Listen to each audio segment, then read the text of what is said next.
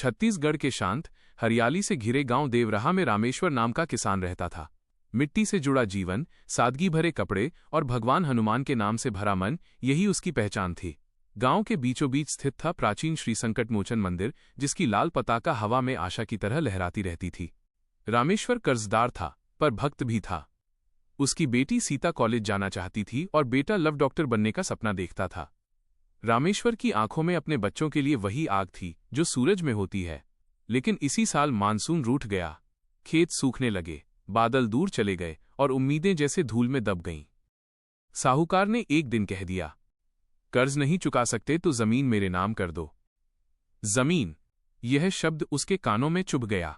वो जमीन सिर्फ खेत नहीं थी, वो उसके पिता की आखिरी निशानी थी, उसके बच्चों के सपनों की नींव थी, उसके पसीने की कहानी थी। उसी रात वो मंदिर पहुंचा और गीली आंखों से गुनगुनाया हनुमान चालीसा।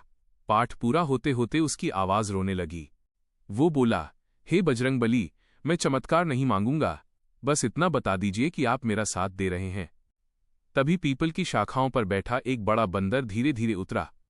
वो आया, मूर्ति की ध्वज की रस्सी हिलाई और रामेश्वर के सामने बैठकर उसकी ओर देखने लगा। पेड़ से लाल कपड़े का एक टुकड़ा गिरा जिस पर सिंदूर लगा था। उसके हाथ कांपे, दिल तेज धड़कने लगा। उसने उसे माथे से लगाया। हल्की हवा फिर चली, लेकिन इस बार वो हवा नहीं, ढाढ़स थी। कुछ दिन बाद प्रसिद्ध संत रघुवीर दास गांव आए। उनकी उम्र ज्यादा थी, लेकिन आंखों में अजीब चमक थी। प्रवचन के बाद वे सीधे रामेश्वर के घर पहुंचे।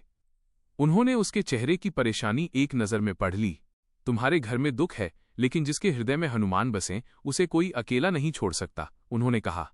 रामेश्वर फूट पड़ा, बाबा, मैं हार रहा हूं। बेटी की फीस बाकी है, बेटे की पढ़ाई रुकती जा रही है। मैं खेत नहीं दूंगा, मैं उनके सपने नहीं मरने दूंगा। रघुवीर दास ने तांबे का ताबीज दिया और कहा, 3 मंगलवार सुंदरकांड का पाठ और चौथे मंगलवार भूखे को भोजन।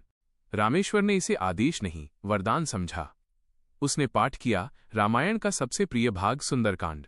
हर चौपाई के साथ उसकी आंखों में बच्चों के चेहरे उभरते, सीता के डर और लव की उम्मीद से भरी मुस्कान। चौथे मंगलवार उसने गांव के 5 गरीब परिवारों को खाना खिलाया, गुड़ चना भी बांटा।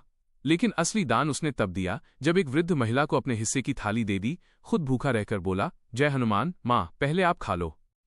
उस रात जब वो टूटे मन से दिया जलाकर बैठा, तब वही बंदर लौट आया। इस बार वो किसी संदेश वाहक की तरह था। वो घर के कोने में रखे पुराने संदूक को खटखटाने लगा। वह संदूक उसके दादा की धरोहर थी, पुराना संदूक। चाबी गुम हो चुकी थी, जैसे उसके जीवन की दिशा। रामेश्वर ने ताला तोड़ा। अंदर मिले पुराने चांदी के सिक्के, एक पीतल की राम दरबार प्रतिमा और ताड़पत्र पर लिखे शब्द, जो हनुमान का, उसके हनुमान। यह पढ़ते ही वो रो पड़ा। लेकिन ये रोना दुख का नहीं, मिलने का था। सिक्कों का मूल्य कर्ज से कहीं ज्यादा था। उसे लगा जैसे बेटा लव सामने खड़ा हो, कह रहा हो, बाबा, सपना अभी बाकी है। अगले दिन उसने कर्ज चुका दिया। साहूकार चौंक गया, लेकिन रामेश्वर बस मुस्कुराया। उसके पास अब धन से बड़ा कुछ आ चुका था, धैर्य और विश्वास। कुछ हफ्तों बाद शनिवार की एक अंधेरी शाम पूरे गांव में बिजली बंद थी। रामेश्वर सेवा कर रहा था। दियों की लौ अचानक स्थिर हो गई, जैसे समय सांस रोक ले। तुलसी और सिंदूर की सुगंध हवा में फैल गई। गर्भगृह की प्रतिमा पर लगा सिंदूर हल्का चमकने लगा और एक लाल रेखा हवा में उठकर धीरे धीरे एक आकृति में बदलने लगी। सिंदूरी तन, गदा हाथ में, आंखों में करुणा का समुद्र और वीरता का पर्वत सामने खड़े थे स्वयं कलयुग के देव भगवान हनुमान। कोई शब्द न बोले, पर दिल में गूंज उठा, श्रद्धा परिणाम नहीं, मार्ग है। रामेश्वर का शरीर कांप रहा था, लेकिन मन बिल्कुल शांत था। आंखों से आंसू गिर रहे थे, पर वो भय नहीं था, वो राहत थी, अपनापन था। उसने सिर उठाया तो अब केवल प्रतिमा स्थिर थी, लेकिन मंदिर की हवा बदल चुकी थी, मानो कह रही हो, वो आए थे। अब रामेश्वर मंदिर में सिर्फ दीपक नहीं जलाता, प्रसाद भी खुद बच्चों की तरह खिलाता है। गांव के बंदर, जिन्हें वह प्रभु का रूप मानता है, सबको प्रणाम करता है, जैसे कोई सैनिक अपने सेनापति को सलाम करता है। सीता की फीस भर दी गई, लव की पढ़ाई फिर शुरू हुई। सबसे बड़ी बात, रामेश्वर अब दुख में नहीं रोता, दूसरों का दुख देखकर रोता है।